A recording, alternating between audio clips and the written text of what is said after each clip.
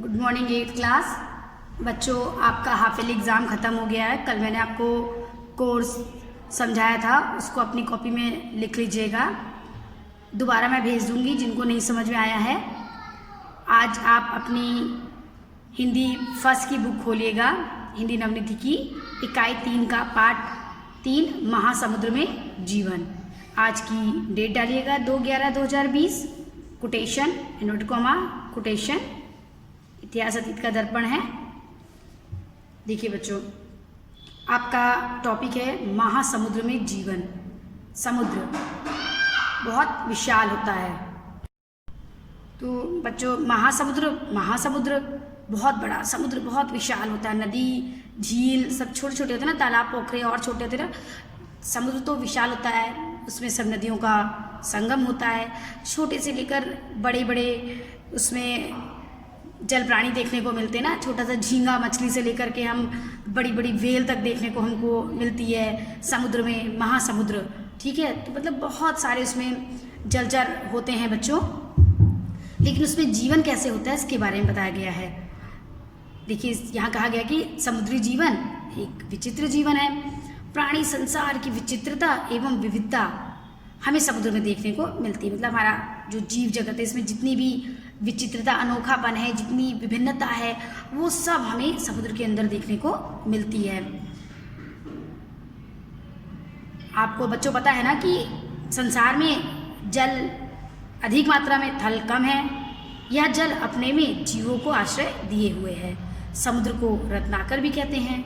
रत्नाकर रत्नों की खान। ठीक है, मतलब जितने तरह के रत्न होते हैं वो भी समुद्र में मिलते हैं। मोती वगैरह बच्चों आपने सुनी होगी ना कि सीप, जो समुद्र के अंदर सीप में मोती होती है। ठीक है, और विभिन्न प्रकार के रत्न होते हैं, पन्ना है, सब हमको समुद्र के अंदर मिलता है। ठीक है, चलिए लेसन में डेट कोटेशन आपने डाली ली है, अब पढ़ते हैं।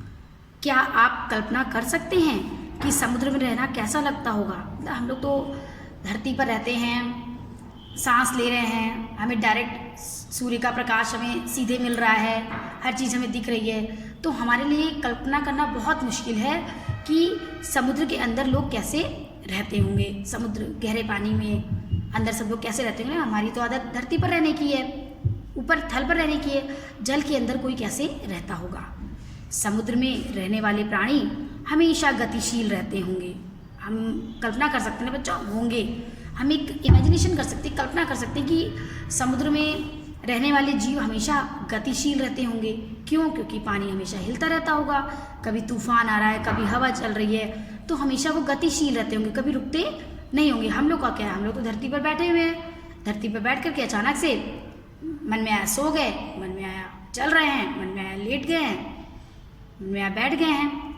क्योंकि धरती घूम तो रही, लेकिन हमें उसका पता नहीं चलता है। लेकिन पानी हिलता है तो हमें उसका पता चलता है। तो इसलिए कह रहे हैं कि समुद्री जो जीव हैं वो रुकना या ठहरना तो जानते ही नहीं होंगे। पूरे टाइम पानी हिलता रहता होगा। तूफान आदि के दौरान, जब तूफान आता होगा, तेज़ हवाएं चलती होंगी, लहरें तेज होती होंगी, तो उस दौरान जब समुद्र की लहरें बहुत तेज़ होती हैं, तब इन प्राणियों का क्या होता होगा? ये अपना बचाव कैसे करते होंगे? इन प्राणियों को क्या होता होगा? धरती पे जैसे भूकंप आता है, हम लोग के ऊपर आपदा आ जाती है, हम लोग बहुत परेशानी में आते हैं, वैसे ही अगर तूफान आता होगा धरती, तो समुद्र के प्राणियों का क्या होता होगा? मछलियाँ और अन्य जीव किस तरह जिंदा रह पाते होंगे? देखिए बच्चों, क्वेश्चन मार्क लगाना, मतलब ये सब लेखक प्रश्न कर रहे हैं कि समुद्र का जीवन कैसा लगता होगा। तूफान आता होगा तो ये जलचर क्या करते होंगे? मछलियाँ और अन्य प्रकार के जो जीव हैं वो क्या जिंदा रह पाते होंगे इस भयंकर तूफान में? तो ये सारे प्रश्न, क्वेश्चन मार्क लगाया, तो ये सारे प्रश्न लेखक के मन में उठ रहे हैं। वो हमसे यानी पाठक से ये बात अपनी शेयर कर रहे हैं। आगे लेखक बोलते हैं, मोटे तौर पर, मतलब मोटा मोटा हम देखिए, बहुत बारीकी भी ना जाए, बहुत गहराई में ना जाए, मोटे तौर पर अगर हम देखते हैं तो ये माना जाता है कि एक समय यानी आज से करीब 4 अरब 5 करोड़ से भी ज़्यादा साल पहले, बहुत पहले, जीवन सिर्फ समुद्र और ताजे पानी में ही था। तो बच्चों इतना समझ में आया कि मतलब ये कहा गया कि 4 अरब 5 करोड़ से भी ज़्यादा साल पहले जीवन सिर्फ समुद्र और ताज़े पानी में ही था। इसलिए ये कोई आश्चर्य की बात नहीं कि पृथ्वी की अपेक्षा समुद्र में अभी भी अधिक जीव निवास करते हैं। ज़्यादा जीव अभी भी निवास करते हैं समुद्र में। समुद्र में जीव जंतुओं की 2 लाख से भी ज़्यादा प्रजातियां पाई जाती हैं। कितनी बच्चों? 2 लाख से भी ज़्यादा प्रजातियां। समुद्री जीवन अधिकतर हल्के या उथले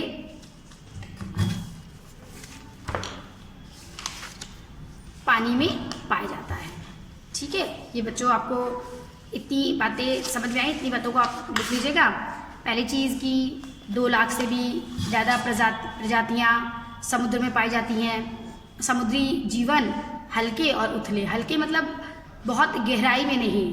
क्यों? क्योंकि बहुत गहराई में सूर्य का प्रकाश नहीं आता, तो जो भी वनस्पतियाँ हैं, जो भी जीव हैं समुद्र के अंदर पानी में रहने वाली जो घास है, जो जीव हैं, तो वो उथले जल में पाए जाते हैं। क्यों? क्योंकि वहाँ से उनको प्रकाश, सूर्य का प्रकाश बहुत आसानी से मिलता है, जो कि जीवन के लिए बहुत ज़रूरी होता है।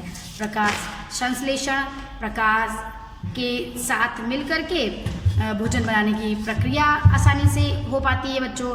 तो इसीलिए कहते हैं कि समुद्री जीवन हल्के और उथले जल में होता है। इतना आप लोग रखिएगा। इसके बाद बच्चों हम आपको बाद में बताते हैं। इतना पढ़ लीजिएगा, आज फर्स्ट डे इतना पढ़ लीजिएगा। इसके बाद अपनी कॉपी मेंटेन रखिएगा, फिर हम बताएंगे। ठीक है, बाय बच्चों।